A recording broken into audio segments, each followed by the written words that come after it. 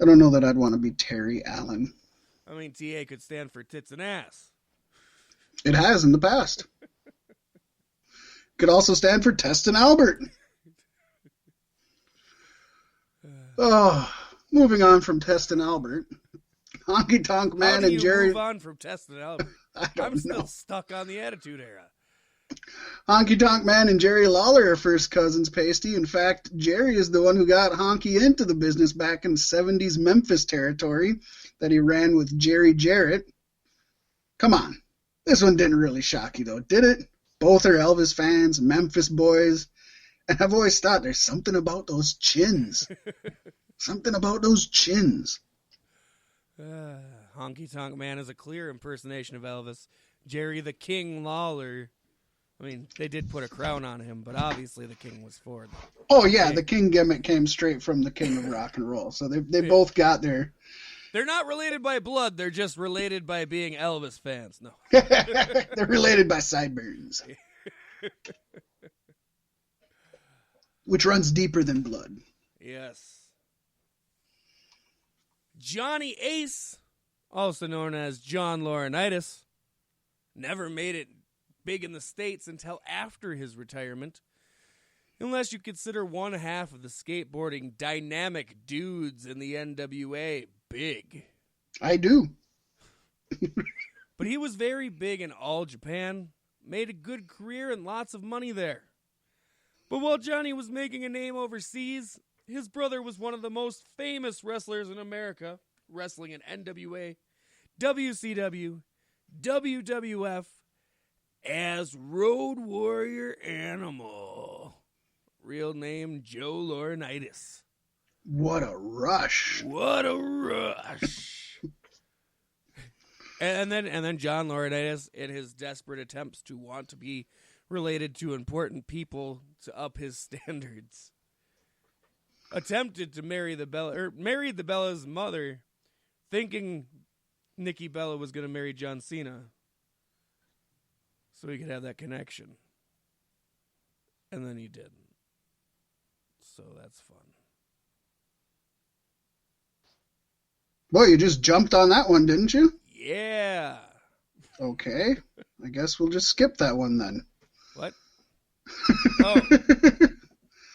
All right.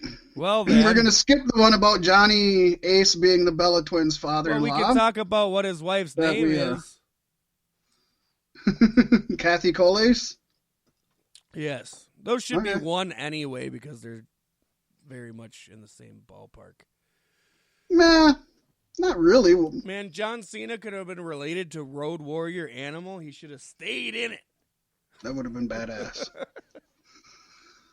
All right. Well, following that, oh my God, former WWF Women's John Champion and Rockin' Robin back as the Road Warriors 3.0. What about the Dynamic Dudes 2.0?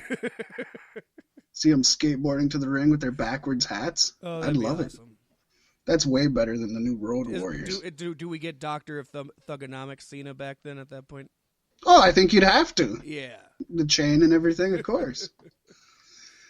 Former WWF Women's Champion Rockin' Robin was one of the few standout women performers of the 80s, but it should come as no surprise that she is the sister of Jake the Snake Roberts. Now, if you want to add on to that, she's the son, or the daughter, I should say, her and Jake, of Grizzly Adams, and also the brother of Jake the Snake's or she's the sister of Jake the Snake's brother and her brother Sam Houston. So kind of a big wrestling family that nobody really talks about. But not Sam Roberts, right? Not Sam Roberts. Okay, I'm just saying there's a connection there. Big wrestling family.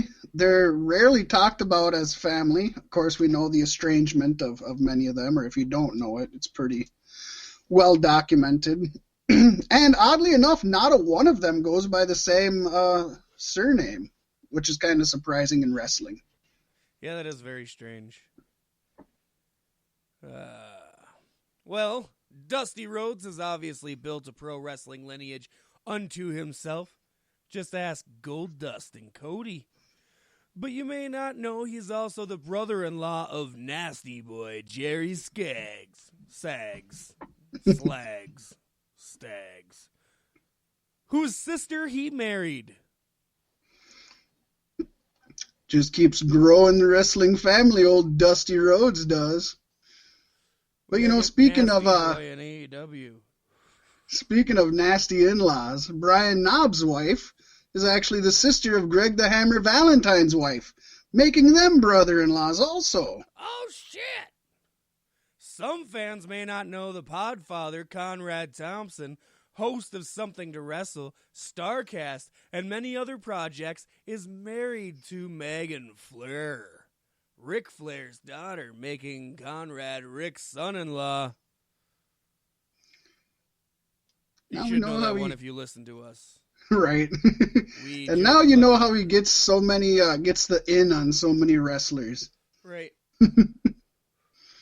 What people might not know is Conrad actually worked on podcasting back on Ric Flair's podcast long before he even met Megan.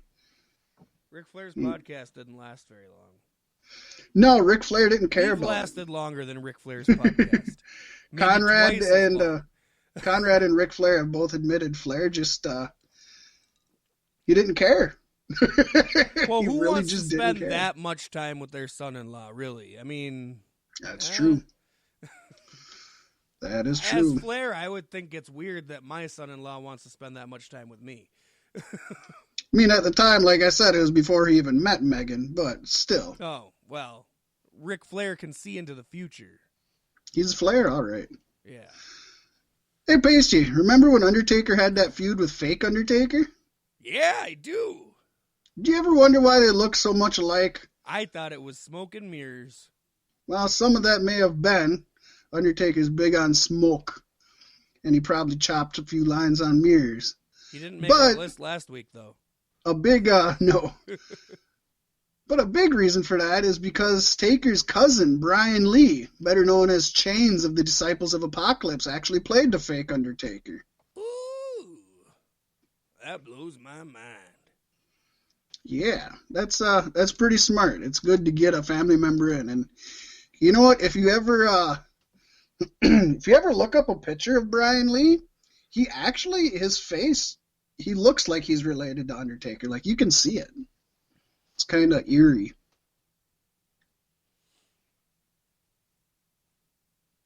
Yeah. The team of Deuce and Domino never really did much in WWE. Also, Tamina Snuka, most would say, has been underwhelming since debuting for the company. That's a shame, because both Deuce and Tamina are children of the WWE Hall of Famer Jimmy Superfly Snuka. Let's just hope they didn't catch that murder gene. Let's hope. Although Tamina Snuka as a badass like murder chick would be a good gimmick for her. Gimmick, yeah. Just keep it in the ring, baby. Keep it in the ring. Right. Oh, and finally, remember Slam Master Jay in the WWE? Yes, he's my favorite. I got him tattooed on my butt cheek. Well, if you don't, maybe you'll recognize his real name. Terry Gordy Jr., son of Terry Bam Bam Gordy, the backbone of the Fabulous Freebirds, and universally considered one of the best pro wrestlers of all time. Yes, indeed. Now, when you got the son of Terry Gordy, and his name is literally Terry Gordy Jr., why do you bring him in as Slam Master Jay? Because you're Vince McMahon. Oh my gosh, it's just painful. It's really painful, Pasty. Yeah. Well, the pain could come to an end now as we move into the Savage Sentinel. Woo!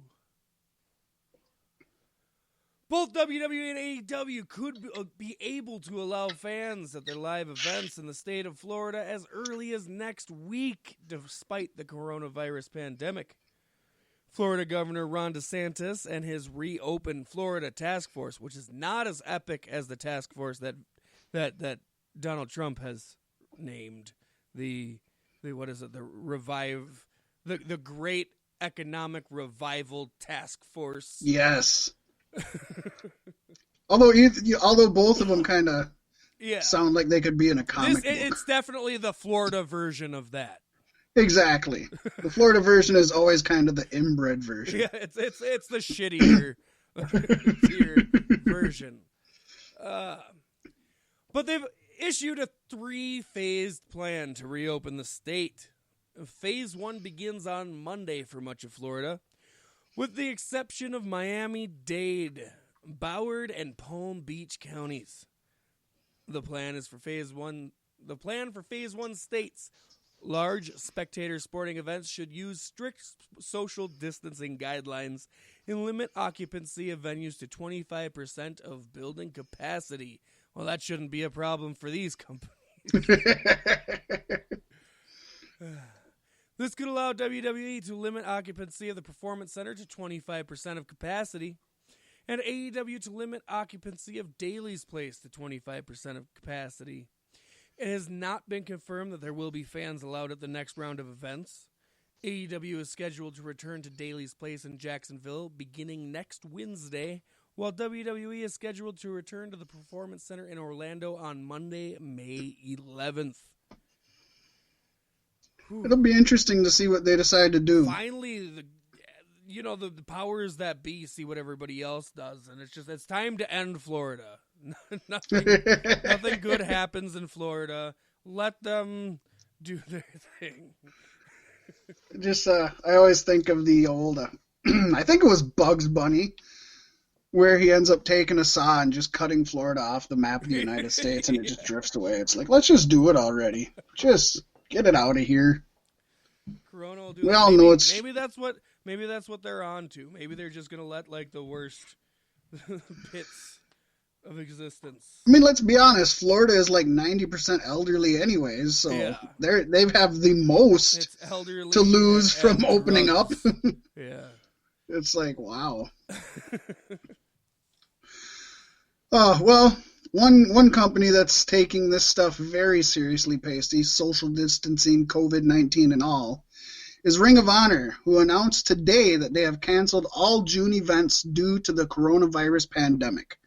The cancellations include the Best of the World pay-per-view, which was scheduled for June 19th. Well, now it's just the worst in the world. So we got another 2 months before we get any more Ring of Honor action, at least new stuff. That's rough stuff, but at least they're taking the high road with this. Yeah. Yeah, it's a catch-22. It's hard to determine what's best for business, what's best for your employees, what's best for the public, but Ring of Honor is at least biting the bullet on this one. Yeah, it sucks, but it's what's happening. And I say overall in the public eye, they probably look better for taking this route. Oh yeah, they're gonna definitely get brownie points for this. Yeah, for sure. And if they're smart, they'll milk it. Yeah, I think so. Bring it up. Talk about how you're willing to. You got to think pay about the price. Ring of Honor. Before all this was not on the best foot anyway. They were catching ground. They were catching their balance, but give it some time, make the people want it again, and yeah, I think that'll be good. Yeah, it could definitely be a good restructuring plan. I also heard somewhere that Ring of Honor could be invading AEW soon, so maybe this is part of that potentially. So they can have some stuff, their people in front of some fans in Florida. I don't know. It'd be interesting. I didn't take anything I saw with a grain of, or I took it all with a grain of salt. I don't trust it until I see it happening, because that just sounds too good to be true. But this kind of lines up with that a little bit. WWE's Executive Vice President of Television Production, Kevin Dunn, unloaded some of his Class A common stock this week, according to a new WWE filing with the SEC.